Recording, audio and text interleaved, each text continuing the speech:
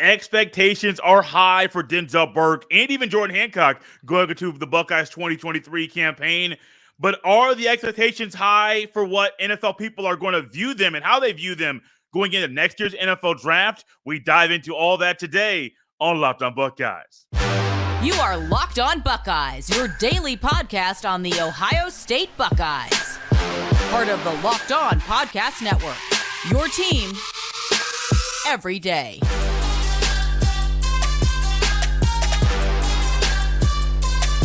What is up, Buckeye fans? Welcome back to another episode of Locked On Buckeyes for the Locked On Podcast Network. I'm your host, Jay Stevens, also the host of the Jay Stevens Podcast. It is Tuesday, August 15th in the year 2023, and joining us once again, he's been somewhat of a staple during the offseason this year, more than I think he has been any offseason while I've been hosting this show, Locked On Buckeyes. It's my favorite NFL draft analyst from Rise and Draft Scouting. He also covers recruiting for IrishBreakdown.com. It's my guy, Ryan Roberts. Not Notre Dame conversation today. Today's all about college football and a couple talented corners at The Ohio State University. Ryan, welcome back to the show. I appreciate it, Jay. I'm excited to be back, man. We are less than 2 weeks away from week 0 kicking off, man. So it's coming quick, brother, but I appreciate being back as always. Coming quick is correct. And what seems like it's coming quick and somewhat too fast for a lot of people out there is conference realignment. We got the word that Oregon and Washington will be joining the Big Ten next year along with USC and UCLA. Also got the word that a lot of Pac-12 schools are going to the Big 12. Also got word that numerous ACC schools are not a fan of the ACC adding Stanford and Cal.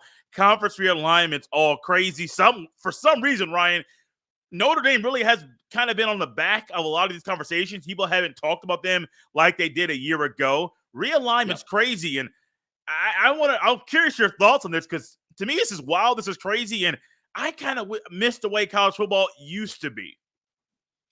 I do too. I think that for me, it's just kind of you're accepting that things are going to change, right? Like that's kind of where I am with it.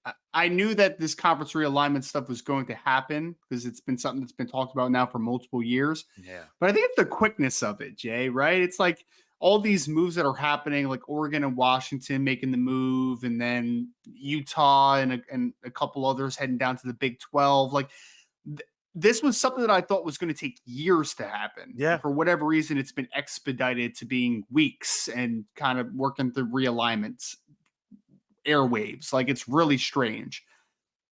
I think people are kind of jumping the gun a little bit on the conference realignment stuff. I think there's just kind of a foregone conclusion that eventually it's just going to be the SEC and the Big Ten, and it's just going to be, two major conferences. But we're seeing the Big 12 try to fight back against that, getting the Utahs of the world, which is still the most quiet back-to-back conference championship winner probably of all time, the Utah Utes. But the Big 12 is trying to fight back, obviously. They're also getting some up-and-comers into the fold, obviously, this past, adding in UCF and Houston and Cincinnati and those types of programs as well. So the Big 12 is trying to fight it. We see the ACC talking about trying to fight it, potentially bringing in a Cal and Stanford, and I'm sure that the ACC would make a big run at Notre Dame whenever that time does come of Notre Dame maybe having to join a conference. So I think that we just need to kind of let this thing play out a little bit. I know that the conferences are going to be realigned, but what exactly it looks like, I don't think we 100% know that yet, and I think that some people think it's a foregone conclusion. I think it's just a very volatile landscape. And unfortunately, I think that this landscape could implode at some point if there's not some regulations that happen and there's a little bit of more like foresight kind of put into this conversation as well. So I agree with you. I'm a purist. I'm a traditionalist. I would like the conferences to be more regionally based. I don't like USC and UCLA being in the Big Ten, for instance, right? Like I don't think that makes much sense. I don't like some of these cross-country things, because I think the thing is that these are all football-driven decisions that are being made, but we're not really talking about the other collegiate sports or anything, the basketballs and the baseballs and the other sports that are involved in this conversation. So it's just getting really muddled. It's getting really rash. I think that that's my biggest thing right now is I think that we're making long-term decisions in way too short of a window right now. And it's just going to be, it's a little bit of chaos right now, man. So I agree with you. I'm more of a traditionalist. I kind of like regionally it making sense, like the Big Ten is the Midwest and a little bit of the Northeast. The SEC is the Southeast, obviously. The Pac-12 is dying, obviously, but that's the West Coast schools. The Big 12 is the Midland schools and down south, the Midwest. Like they're just not Midwest, sorry, Mid-South at this point. So I like the traditional aspects of college football, but unfortunately those things are dying with some of this realignment stuff. Yeah, it's weird, man. I never thought this offseason, or really a few years ago when I became the host of this show, I never thought that we would be having this conversation on the show about conference realignment and a couple California schools coming over here, then a couple schools from the Pacific Northwest coming to the Big Ten, and the Pac-12 only having 4 schools at the time of this recording. I say that because by the time you hear this, things could change, and those 4 schools could be in a different conference. It's really wild. It's crazy. And just for college football as a whole, I think for college athletics, I think it's a big picture conversation, and you're disregarding 2 specific groups of people: the coaches and the coaches and the parents.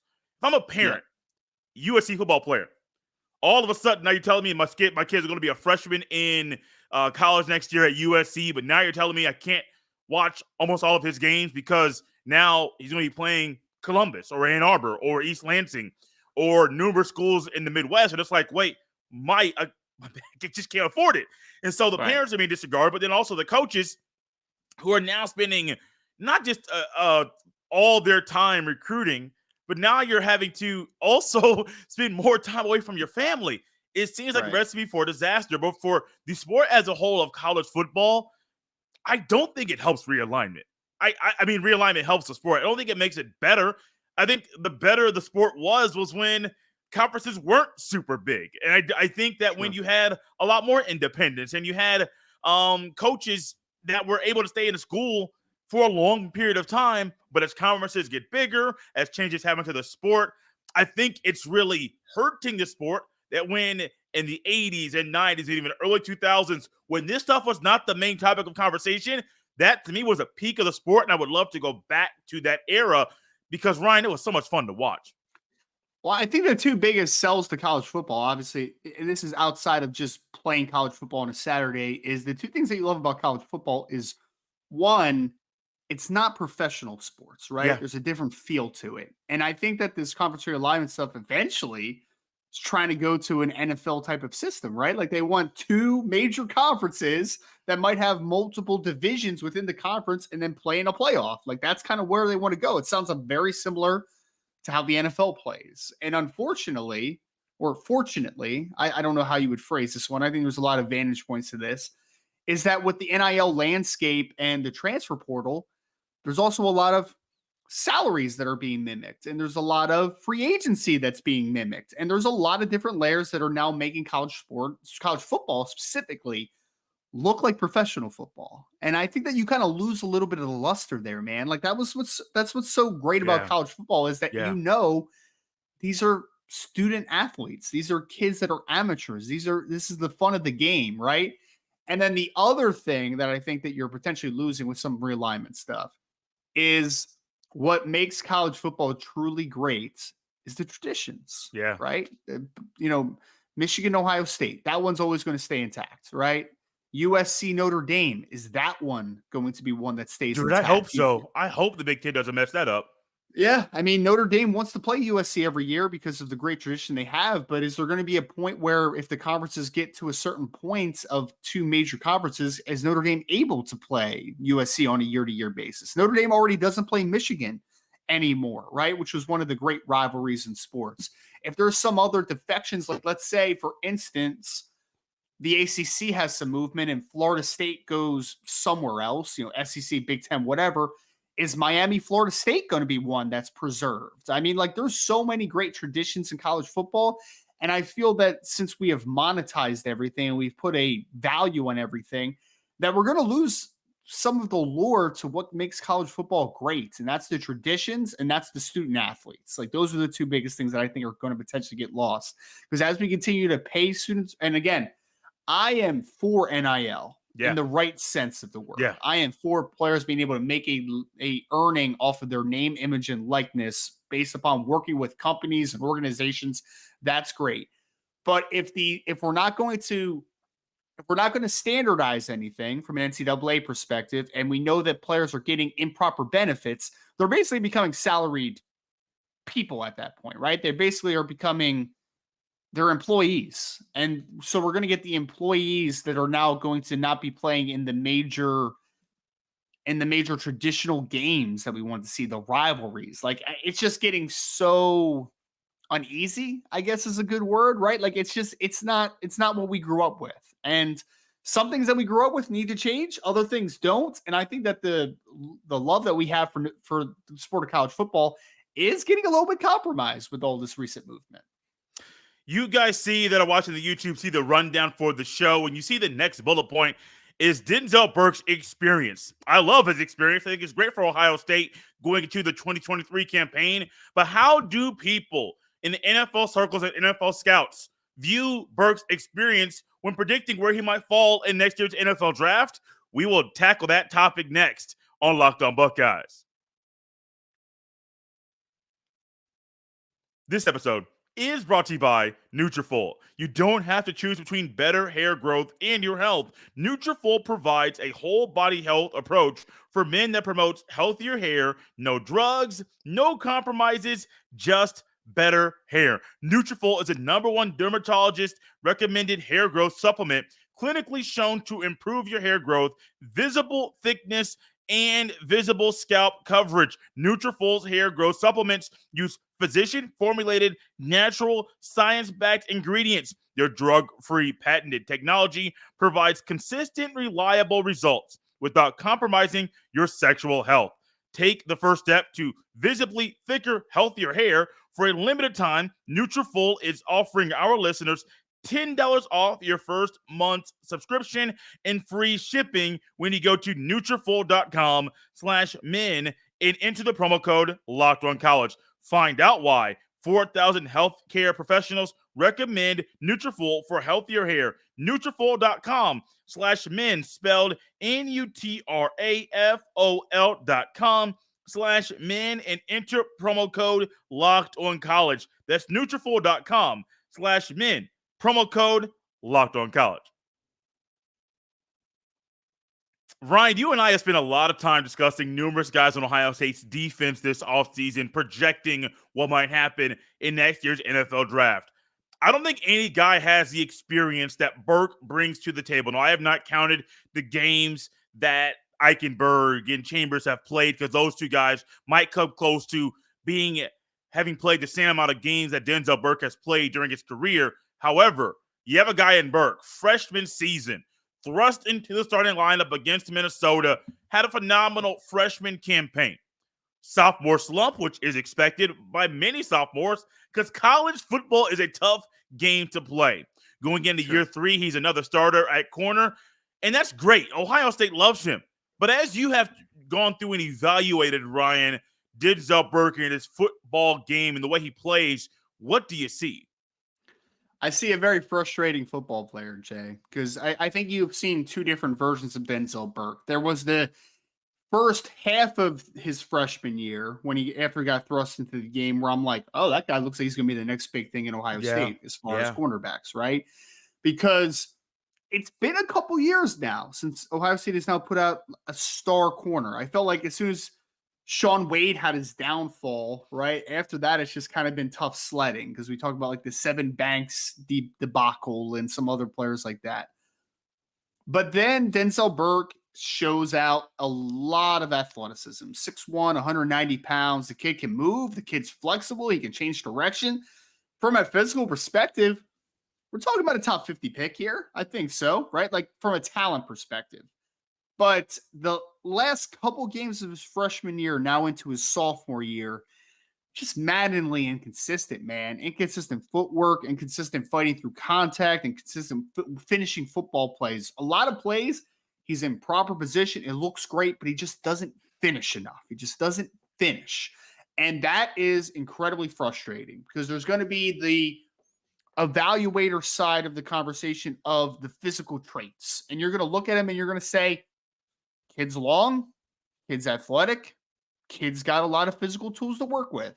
But then you're going to watch the film and you're just going to be like, why isn't he a better football player than what he is currently? So maddeningly inconsistent is the word that comes to Denzel Burke. There's two different range of outcomes. He's not quite the same story because Sevyn Banks was more an injury-related debacle, but there is some Sevyn Banks type of outcomes that could happen for Denzel Burke for different reasons. Denzel Burke, I think, could be one of the more valued cornerbacks in the 2024 class if he ends up declaring.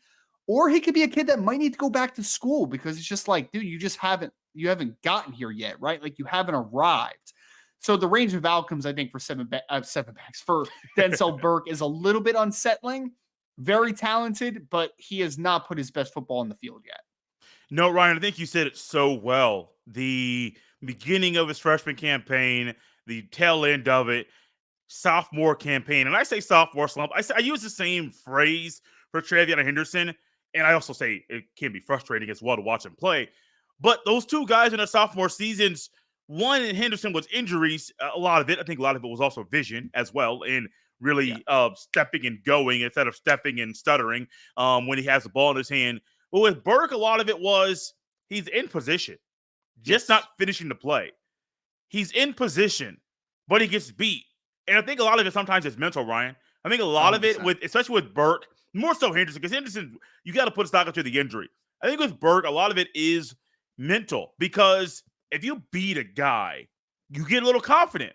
Your confidence goes up, a little mental boost saying, I can do that again. But if you repeatedly over and over and over and over and over had the same thing happen over and over and over, and you're like, man, I know I can do that. I know I can beat that guy. I did it all the time the previous season, but this season is not like the last. A lot of those things are mental hurdles that maybe he has not gotten over. But I do think if he just simply finds a way to finish plays, get the little details back to the way that they need to be for him, looking at a guy that could be a top 5 corner next year's draft. I think you could as well. I agree with that because the one tough part about corner, because we don't talk about this enough, but the reason NFL evaluators, the scouts of the world, the GMs, the decision makers, they want to sit down and talk to these young men is because, especially cornerback position, that is such a confidence-driven position because inherently you are going to lose reps. There has never been a cornerback from Darrelle Revis to Deion Sanders, Rob Woodson, and everything in between that has won every rep. There's never been that guy, right? Everyone gives up catches, everyone gives up yards, everyone gives up touchdowns at times. It happens. How do you recover from that, right? Adversity. That's a very adversity-driven position. It really is. We always talk about short memory for cornerbacks. A cornerback has to be able to understand that, hey, I gave up a play, next play. Let's move on here. And I think that there is some thing to the Denzel Burke conversation of there's kind of momentum that needs to get built at cornerback. And you see there's every so often there's a really nice play and you're like, cool, we can build off of that. But then something bad happens. And then it seems like something else happens that's not great, and so on and so forth. And it's kind of a snowball effect, and that happens at the cornerback position at times. And you have to worry about that, Jay, in this evaluation, because again, if I'm looking at Denzel Burke, the athlete, is there really anything he's missing? I mean, he's 6'1", 190. He can run. He can move. He can change direction. He has pretty solid ball skills at times. I look at him and I say, he has every tool in the toolbox that you need to be a really good cornerback on the next level. But for whatever reason, he isn't quite there yet. So there has to be something mentally or technically that is holding him back, which is why I think the 2023 season is going to be big for him. Because I agree. He could be a top 5 corner. He could be a top 100 pick. It's easy. Like talent-wise, because I guarantee this kid goes to the combine at 6'1", 190 pounds, runs 4.4 flat, and tests really well. Like I guarantee he does that because he's really talented. But is he ready to be that guy? I'm not 100% sure if he's there yet, right? Because the sophomore year left you just kind of grasping for straws and wanting more. And I still want more. So the junior campaign for Denzel Burke is going to be make it or break. It really is. I think, again, wide range of outcomes. Could be a top 5 corner, top 100 pick in the 2024 NFL draft, or he could be a kid that needs to go back to school. Like there's a lot of different outcomes that could happen for Denzel. Very talented football player, but the junior year is going to determine a lot in this one. The junior year for this young man is going to determine a lot for Denzel Burke. The junior season for Jordan Hancock will also determine a lot for him as well. Also, this young man we're going to talk about next could be somebody who needs to stay in school after playing football in 2023. How does Ryan evaluate Jordan Hancock? We'll tap into that next on Locked on Buckeyes. This episode is brought to you by Billiards Plus. Billiards Plus has the best selection of pool tables, game tables, shuffleboard tables, and more, and the best service in Central Ohio.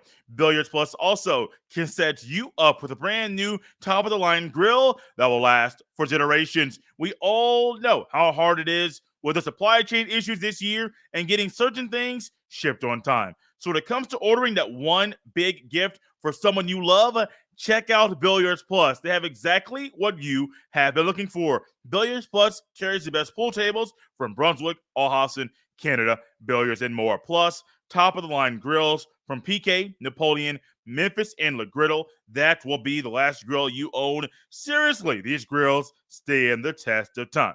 No matter the season, Billiards Plus has you covered for all your indoor and outdoor entertainment needs.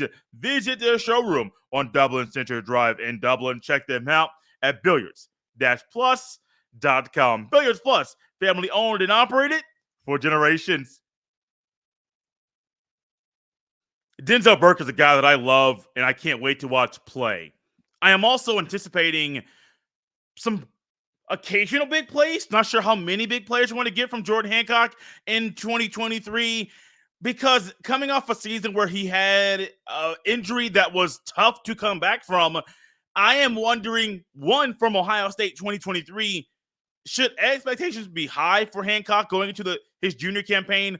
Also, from an NFL standpoint, where that's where Ryan comes in, how do NFL scouts or analysts evaluate a guy who hasn't played much to this point in college, who can also be eligible to go into next year's NFL draft? Ryan, why is it tough to evaluate, or why maybe can you not evaluate a guy like Jordan Hancock? You just don't have enough reps at this point, right? Like there's going to be an occasional flash play that'll kind of catch your attention. I mean, Jay, the way I do it as an independent scout is for guys that flash occasionally, I write the name down, but I don't prioritize them, right? Mm-hmm. Like I'm going to prioritize Denzel Burke because I know who Denzel Burke is, and he's going to play a lot of football, obviously, right? For Jordan Hancock, he's on the list, but he's just not high on the list at this point. Because, again, we're talking about different levels of outcomes. There's a world where Jordan Hancock is a starting corner for Ohio State in 2023, and maybe he's a baller. I mean, it could happen. There's another conversation where he's a pure backup player. There's a conversation where he's playing nickel. There's a conversation where maybe he transfers because he kind of gets buried a little bit. Like you don't know. All I do know is that the flashes that he has on the field are really impressive. I mean, he looks like a talented athlete. And this time last year, a lot of very intelligent Ohio State fans that I know were telling me that Jordan Hancock could end up being the best corner on the team if he's developed properly. Now, obviously, that has not come to fruition up until this point due to the injury, but certainly he's talented. But to answer your question, Jay, you don't prioritize that kid yet right now. He's on your list. You kind of put a check mark next to his name to see the first couple games of the season, like, is this kid playing, and trying to see from there. So it becomes a little bit of a priority watch early in the season. You know, for Denzel Burke's not going to be a priority watch for me. I've seen a bunch of Denzel Burke at this point. He's going to be an end of the year watch to fully evaluate him. But is Jordan Hancock a guy that pops on the scene early on this year? That'll be something that we'll have to keep a close eye on. I sure hope that it happens, just for me wanting the best for the young man. I sure hope that he kind of gets your attention for good reasons, Ryan, not for the negative ones. I hope that he has some good plays, beneficial plays. And I also hope that he's a young man that occasionally plays on special teams. Because if there's one thing I know, playing on special teams can raise your level of confidence because maybe you get a good play or block a punt. Next time you're on the field, you remember the last play that happened that you made. And so as he's coming and trying to I believe he's healthy right now. Don't believe there's any setbacks with the hamstring, which is very pivotal, Ryan, as you mentioned. Healthy, great. Special teams, great. Playing corner, great. But ultimately, that hamstring, playing a corner, is very tricky. Why is it so important for the hamstring to play healthy and for there to stay healthy, for there to be no setbacks during the upcoming season? Well, because hamstrings are really tricky, especially because there are certain positions that are more short area explosive positions, and then there's other positions where you're going to have to open up and run a lot, right? The ones that you open up and run a lot, that's where I start worrying about hamstrings. So wide receivers, cornerbacks, safeties that play like from depth a lot and have to open up and show range, those positions, hamstrings are a deficit. Like it really is, because I mean, that's when running in a straight line and being as explosive from a long-term perspective, that's where hamstrings become the sneakiest thing of all time. And also, Jay, I mean, if we're talking about from a NFL draft perspective, multiple years of hamstring issues, like that's a medical thing that you have to check into, right? I mean, I could look at it, I'll say it like this, like if Jordan Hancock comes out this year and he balls out, is healthy for every football game, and you go to the combine, say he enters the 2024 draft, and you just look at it and just say, 2023 was aberration, right? Like it was just like, just a random hamstring issue. 2023, though, no hamstring issues at all. So that kind of quiets your feeling of injuries at that point. But if he has multiple years of hamstring issues and he's been a guy that's been kind of off injured, that's where that stuff kind of troubles you a little bit, because you're like, I don't know if the medicals are going to check out here. Like, I don't know if the durability is going to be good, because at the end of the day, it's super cliche.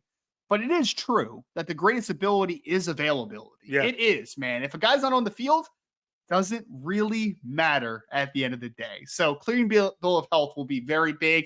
And that's for every player. Every player that's had past injuries, you want to come back and you want to have no injuries your final year or for the last couple years of your career, because that's the tape that NFL teams are really going to go back and watch, obviously. Love having Ryan on the show, and this is not the last time Ryan will be with us this off season.